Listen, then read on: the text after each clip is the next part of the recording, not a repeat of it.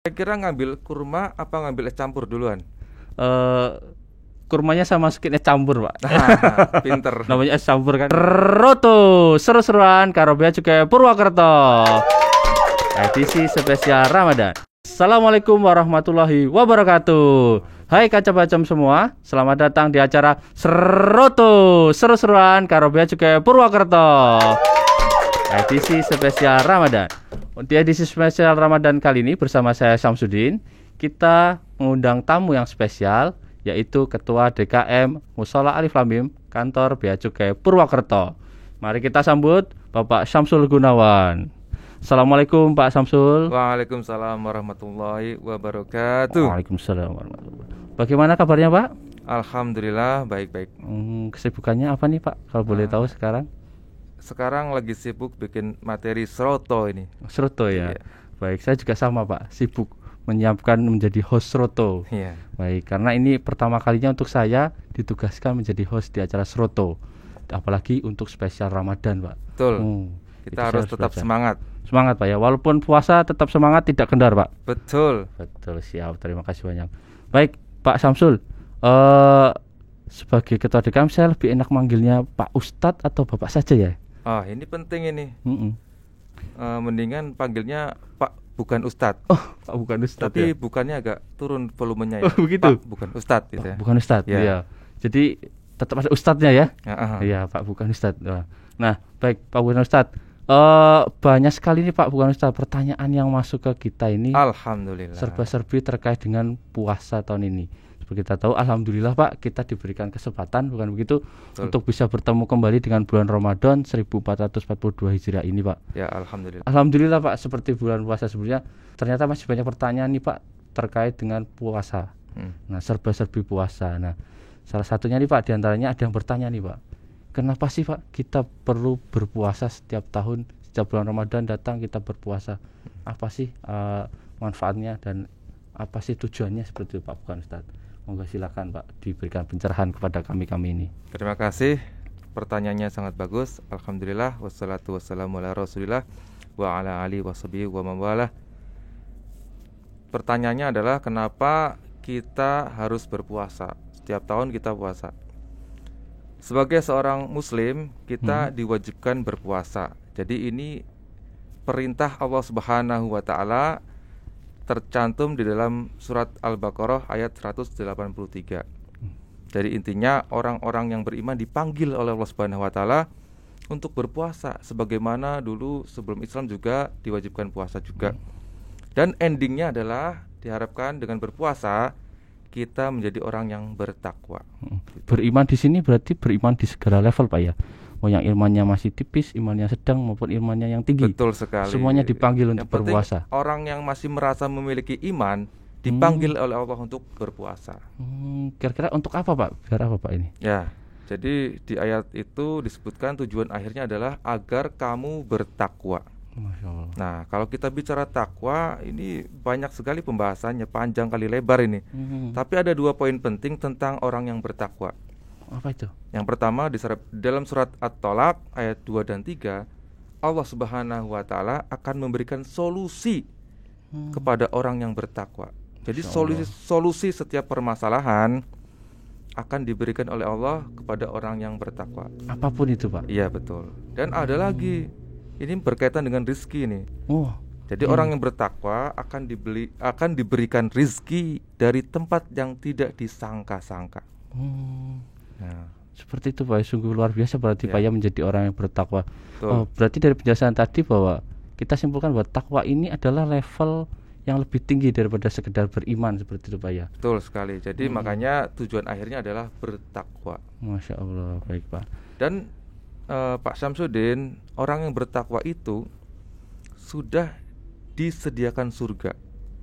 Di dalam surat Ali Imran ayat 133, Allah Subhanahu wa taala menjanjikan surga uiddat lil muttaqin. Masya Allah. Jadi orang-orang bertakwa sudah disediakan surga. Saat ini sudah ada surga yang menanti untuk orang-orang yang bertakwa. Itu Masya janji Allah. Allah. Dan hanya ada dua tempat nanti, surga dan neraka. Nah, kalau orang yang nggak mau masuk surga, artinya dia ditempatkan di Neraka. Nah, itu. Wah. Jadi Allah juga mengancam kepada manusia, fattaqun narol lati waquduhan nas wal hijarah, takutlah kalian kepada neraka yang bahan bakarnya adalah manusia dan batu.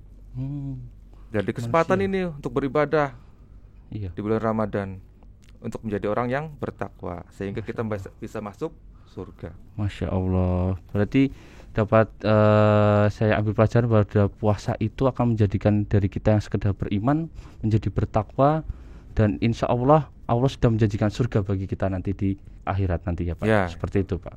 Seperti itu. Baik Pak Bukan Ustadz, terima kasih tadi sungguh mencerahkan untuk penjelasan terkait kenapa kita harus berpuasa setiap tahunnya seperti Pak Bukan Ustadz. Nah, ada juga nih pertanyaan Pak Bukan Ustadz. Setiap orang yang berpuasa akan mendapatkan 2 kebahagiaan. Nah, kebahagiaan apa saja itu Pak Bukan Ustadz ya? Itu disebutkan di dalam hadis riwayat At-Tabrani yang isinya adalah orang yang berpuasa memiliki 2 kegembiraan. Yang pertama kegembiraan di saat berbuka puasa, dan yang kedua kegembiraan di saat bertemu dengan Allah Subhanahu wa taala. Masya Allah. Nah, kegembiraan di saat berbuka puasa maksud para ulama adalah yang pertama, memang tabiat manusia itu gembira di saat yang tadinya lapar, haus, kemudian boleh makan, boleh minum. Pak Samsudin senang nggak ketika menahan lapar kemudian boleh makan, boleh minum, apalagi di situ ada es campur dan kurma. Wah, iya Pak. Itu sangat enak sekali itu buka puasa, es campur dan kurma gitu kan. Wah, segar sekali itu. Kira-kira ngambil kurma apa ngambil es campur duluan? Kurmanya saya masukin es campur Pak. Pinter. Namanya es campur kan gitu kan. Iya. Jadi kegembiraan orang yang berbuka itu saat berbuka puasa karena sudah lepas dari menahan haus dan lapar. Itu tabiat manusia. Tapi itu level yang awam. Masih awam ya itu. Awam. Nah, menurut para ulama ada level yang lebih tinggi dari itu. Apa itu Pak? Ketika orang berbuka puasa, dia harus merasa dia adalah hamba yang terpilih, yang ditolong oleh Allah, sehingga bisa full berpuasa sehari.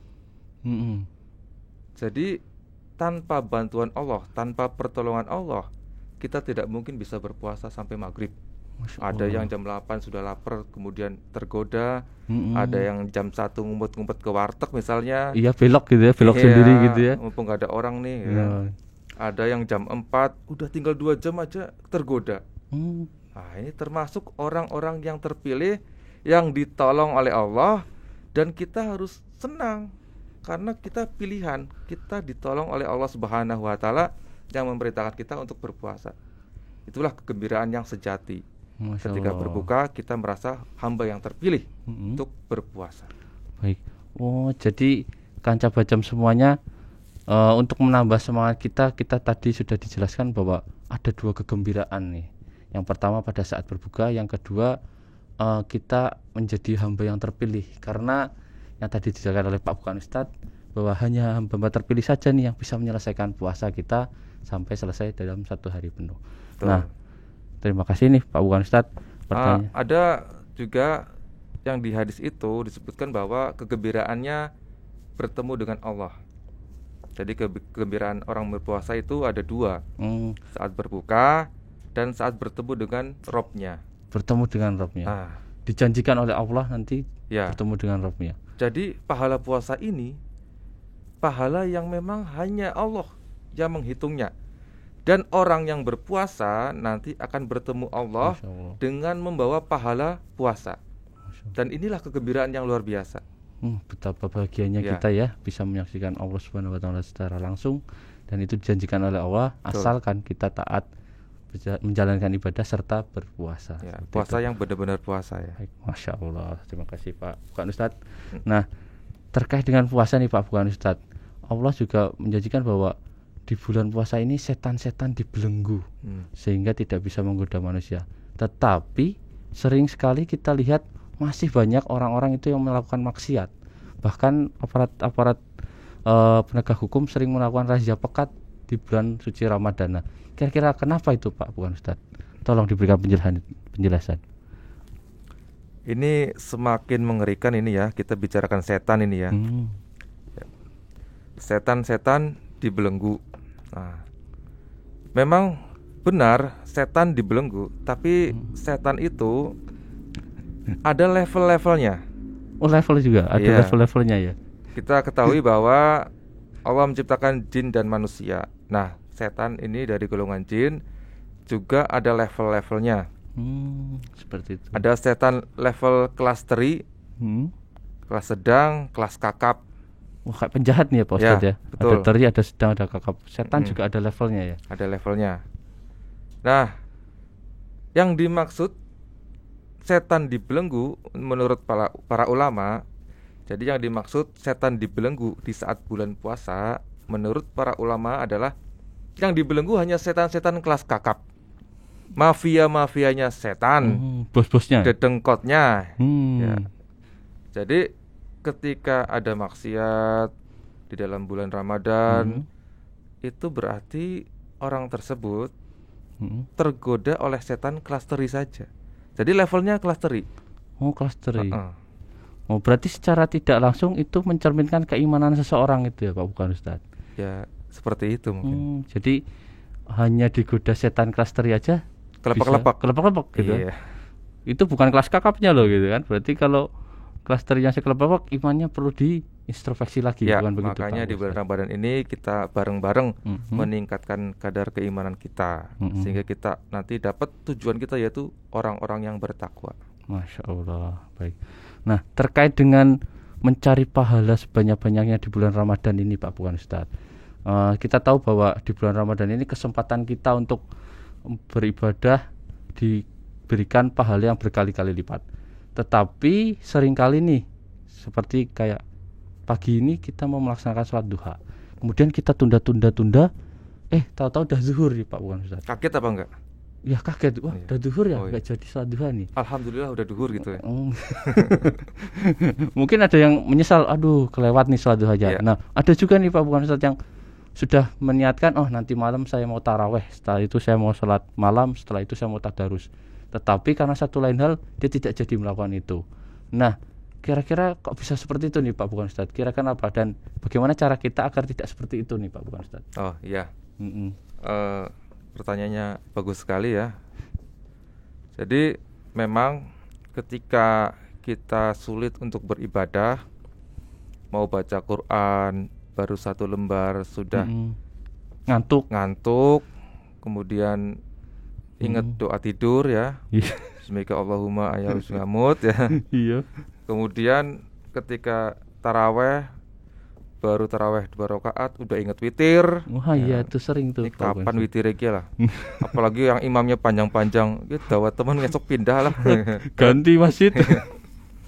Nah, ketika kita merasa berat untuk beribadah, apalagi di bulan Ramadan ini yang setan-setannya hanya kelas teri, itu berkaitan dengan dosa-dosa yang ada pada diri kita. Astagfirullah. Nah, jadi Allah sudah menjelaskan dosa itu di pundak itu menjadi beban berat. Bayangkan kalau kita taraweh dengan beban dosa di pundak itu 100 kilo, pasti kita berat sekali itu. Pengen cepat selesai ya kan. Baca Quran juga gitu. Ini di mata ini 100 kilo beratnya dosa. Nah, baru Bismillahirrahmanirrahim. Wow, kan? Ya. Jadi itu berkaitan dengan dosa-dosa. Nah, dalam surat Hud ayat 3 dan ayat 52 Allah menjelaskan yang intinya bahwa Allah memerintahkan kita untuk beristighfar. Jadi istighfar dan bertaubat. Bertaubat. Iya, jadi banyak istighfar dan bertaubat. Kenapa? Karena dengan beristighfar Allah Subhanahu wa taala menjanjikan akan membantu untuk meringankan beban kita, untuk memberikan kita kekuatan di dalam melaksanakan semua ibadah. Bebannya berkurang ya, gitu ya, Pak. Semua ibadah dan pekerjaan. Jadi pekerjaan selesai, pekerjaan pun juga. Ibadah juga tidak tersendat, tidak ditunda-tunda. Mungkin yang banyak kerjanya ya, waduh ini udah deadline ini, tapi belum sholat duha. Iya. Nah, ketika kita beristighfar ya. Ketika kita banyak istighfar, Allah akan memberikan solusi. Ya tiba-tiba baru kerja sedikit selesai. Oh ternyata Ada hal yang bantu. rumit jadi mudah. Itu Hmm, pasti ada solusi. iya. Masya Dan Allah. kita harus bertobat. Bertobat. Tobat itu ada syarat-syaratnya. Membenci perbuatan tersebut, menjauhi dan berjanji tidak mengulanginya, Hmm. dan benar-benar melakukan ibadah-ibadah yang untuk menutupi dosa-dosanya itu. Jadi Masya berbuat baik gitu. Masya Allah. Jadi jika kita masih merasa berat, kita merasa lupa, seringkali lupa untuk melakukan ibadah, kita mungkin harus beristighfar dan bertobat, begitu Pak Bukan Betul. Ustaz? Karena siapa tahu masih banyak dosa-dosa kita yang kita pikul nih, jadi memberatkan kita nih ya untuk dalam melaksanakan ibadah. Insya Allah Ya, seperti Masya Allah, itu. ya. Sungguh sangat mencerahkan ya penjelasan dari Pak Bukan Ustadz ini ya. Baik. Nah, terakhir nih Pak Ustadz, Pak Bukan Ustadz, ada pertanyaan yang agak nyeleneh nih Pak Bukan Ustadz. Ya, apa itu? Ada pertanyaan yang begini. Bagaimana hukumnya kita tetap berpuasa tetapi tidak menjalankan sholat 5 waktu? Nah, ini agak nyeleneh nih. Sepertinya kan satu kewajiban dijalankan tapi satu kewajiban lagi ditinggalkan. Nah, itu bagaimana nih puasanya? Apakah sah atau tidak nih Pak Bukan Ustadz? Ya, baik. Memang nyeleneh ya, tapi ini realitas ya. Kadang-kadang kita menjumpai orang yang yakin bahwa puasa ya puasa, sholat urusannya lain lagi gitu kan. Iya. Padahal ini kan rukun Islam. Jadi orang yang Islam itu orang yang sholat, karena itu rukun Islam yang kedua. Iya. Syahadat, sholat, zakat, terus puasa. Bagaimana orang yang melaksanakan rukun Islam yang di bawah, yang setelahnya tidak melaksanakan rukun Islam yang sebelumnya, yaitu sholat? Kan aneh. Karena rukun itu artinya yang pertama itu lebih penting dari yang kedua, yang kedua lebih penting dari yang ketiga. Itulah rukun, tingkat-tingkatan. Jadi yang namanya rukun, yang sebelumnya harus dilaksanakan dulu. Iya, tidak boleh ditinggalkan seperti itu ya Pak. Masa di skip langsung ke puasa? Nah, ini kan lucu. Apalagi tiba-tiba haji gitu ya. Jadi mana mungkin orang yang tidak bersahadat langsung sholat. Iya. Orang yang sholat, yang tidak bersahadat tidak sholat puasa, kan nggak mungkin. Tidak diterima. Iya, nggak dicatat, nggak dianggap. Oh iya ya. Jadi kalau pasti beranggapan yang penting puasa, orang sholat orang apa, nah ini keliru. Oh. Mudah-mudahan segera bertobat. Ya. Masya Allah, iya. Karena masih sering kita temui banyak masyarakat yang seperti itu ya. Ya. Ternyata ya. Jadi puasanya dijalanin tapi sholatnya dilewatin. Nah itu Bahkan tidak.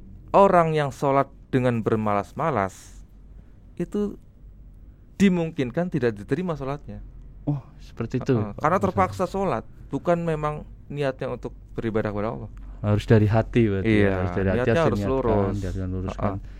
Dengan semangat tentu Dengan saja ya, Pak semangat Ustadz, memang ya. ingin meraih ridha Allah, ingin meraih Masya pahala dari Allah Subhanahu wa taala. Ta'ala. Baik, sungguh sangat bermanfaat tadi penjelasannya Pak Bukan Ustadz ya. Kita sudah membahas tentang apa sih tujuan dari puasa, kemudian tadi kegembiraan bagi yang puasa, kemudian tadi kenapa sih masih ada maksiat di bulan puasa. Nah, terus tadi juga ada penjelasan apa sih hukumnya orang yang berpuasa tetapi tidak sholat. Nah, sungguh tadi pembahasan yang sangat bermanfaat. Semoga kancah bacem semua bisa mendapatkan manfaat dari diskusi dengan Pak Bukan Ustadz kali ini. Nah, sebelum acara kita tutup nih Pak Bukan Ustadz, kira-kira ada pesan untuk kita semua nih, untuk kancah bacem semuanya serta pegawai di kantor Bea Cukai Purwokerto. Monggo silakan Pak Bukan Ustadz. Ya, terima kasih Pak Samsudin. Bulan puasa ini bulan untuk berlomba-lomba beribadah ya. Fastabiqul khairat atau wasari'u ila maghfirati min rabbikum wa jannah. Kita diperintahkan untuk berlomba-lomba untuk meraih ampunan Allah dan menuju surga. Nah, Allah Subhanahu wa taala memberikan bulan yang spesial ini, tamu yang spesial yang setahun sekali datangnya. Mudah-mudahan kita tidak menelantarkan tamu kita. Amin. Mudah-mudahan kita bisa menjamu tamu kita dengan spesial juga. Jadi manfaatkan waktu di bulan Ramadan ini dengan sebaik-baiknya, sehingga endingnya nanti kita termasuk orang-orang yang diampuni oleh Allah Subhanahu wa Ta'ala. Amin ya rabbal alamin. Karena itulah intinya kita beribadah di bulan Ramadan itu tujuannya menjadi orang yang bertakwa dan orang yang diampuni dosa-dosanya oleh Allah Subhanahu wa Ta'ala. Demikian, pasti banyak kekurangan dari saya. Jika ada kebaikan datang dari Allah Subhanahu wa Ta'ala. Subhanakallahumma wa bihamdika asyhadu an la ilaha illa anta astaghfiruka wa atubu ilaik. Assalamualaikum warahmatullahi wabarakatuh. Waalaikumsalam warahmatullahi wabarakatuh. Berikut tadi penjelasan dari pencerahan juga dari Pak bukan Ustadz Syamsul Gunawan. Sungguh penjelasannya memberikan saya tambah khasanah ilmu, tambah pengetahuan. Semoga kanca bacem semua juga mendapatkan manfaat dari diskusi kami kali ini. Nah, bagi kanca bacem yang masih punya pertanyaan, silahkan untuk dapat menuliskan di kolom komentar video di bawah ini. Kemudian jangan lupa subscribe dan like channel Bea Cukai Purwakerto. Sampai jumpa di acara Seroto berikutnya. Wassalamualaikum warahmatullahi wabarakatuh. Waalaikumsalam. Seroto seru-seruan karo Bea Cukai Purwakerto. Yeay.